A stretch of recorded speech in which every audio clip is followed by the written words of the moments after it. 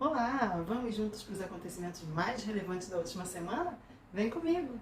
Começando pelos Estados Unidos, tivemos a tão aguardada fala de Jerome Powell, que é o presidente do Fed, o Banco Central americano. Ele confirmou o que já estava se prevendo, que seria uma redução no ritmo de aumento das taxas de juros do Banco Central americano a partir da próxima reunião agora em dezembro. Mas ele reafirmou que a taxa ainda deve permanecer alta por um longo período de tempo até que a inflação volte ao patamar da meta, que é de 2%.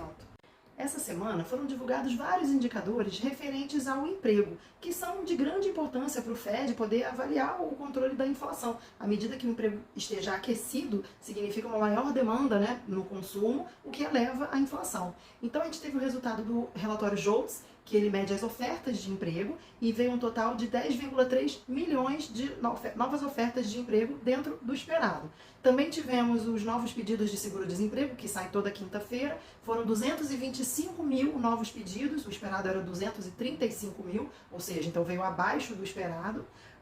Tivemos a taxa de desemprego, que lá está em 3,7%, em linha com o que estava se esperando, e o payroll, que é o relatório mais importante, indicador de empregos não agrícolas, veio bem acima do esperado. Foram 263 mil novos empregos, quando o esperado eram 200 mil.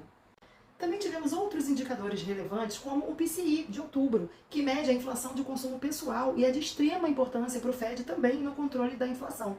No acumulado de 12 meses, o PCI apresenta uma alta de 6%, e o núcleo do PCI, que é quando você retira aqueles itens de maior volatilidade, ficou em 5% nos 12 meses. Além disso, saiu também o PIB do terceiro trimestre, que aponta uma alta de 2,9% anual, acima do esperado, que seria 2,7%, e também saiu o PMI industrial, que é aquele que mede a expectativa dos gerentes de compra, e acima de 50 mostra uma expansão do setor. O PMI industrial ficou em 47,7%.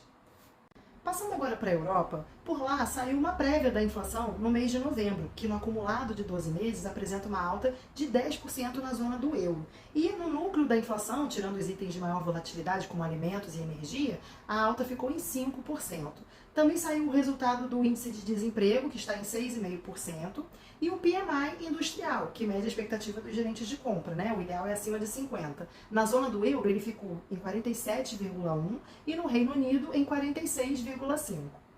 Falando agora da China, essa foi mais uma semana intensa de protestos populares contra as medidas de política de Covid-0 adotadas pelas autoridades chinesas, que agora parecem começar a estar cedendo um pouco no rigor dessas regras. E o foco está se voltando para a vacinação dos idosos. Além disso, novas medidas de estímulo ao setor imobiliário vêm sendo divulgadas, e todas essas notícias vêm animando o mercado financeiro, que espera por uma retomada econômica do mercado chinês. O PMI da China, que mede a expectativa dos gerentes de compra, veio em queda mais uma vez, apontando uma contração das atividades chinesas. Isso muito por causa das medidas tão rígidas na política de Covid-0 e do aumento do número de infecções. Foi divulgado o PMI industrial, que ficou em 48, lembrando que o ideal é acima de 50, O PMI de não manufatura ficou em 46,7 e o PMI composto, que é a atividade industrial e de serviços, ficou em 47,1. Falando agora de Brasil, tivemos mais uma semana em que o assunto principal foi sobre a PEC da transição. Finalmente ela foi protocolada, não teve muitas alterações desde aquela proposta inicial de um furo de 198 bilhões além do teto de gastos, mas já está transitando pelo Senado e ainda deve sofrer algumas alterações. A ideia é que ela seja votada no Senado até a próxima quarta-feira da semana que vem, para depois partir para a Câmara, onde vai ter outra votação, e o ideal é que seja até o dia 22 de dezembro, que é quando vão entrar em recesso. E é muito importante que isso seja votado antes, para que a PEC possa entrar no orçamento do próximo ano. O nosso Ibovespa fechou a semana em alta de 2,7%, mas o mês de novembro, depois de tanta volatilidade, acabou fechando negativo em 3,06%. Tivemos também a divulgação do CAGED, que mede a evolução do emprego, e foram divulgadas 160 mil novas vagas de emprego, bem abaixo do esperado, que seriam 238 mil. Isso já mostra uma certa tendência de desaceleração. O índice de desemprego em outubro baixou mais uma vez, agora está em 8,3%. Também saiu o PIB do terceiro trimestre, que teve uma alta de 0,4%, e em 12 meses está em 3,6%. Além disso, foi divulgada também a produção industrial, que cresceu 0,3% em outubro, totalizando 1,7% em 12 meses. E por último, foi divulgado o IGPM, que é aquele índice que a gente conhece como índice do aluguel, né, a inflação do aluguel.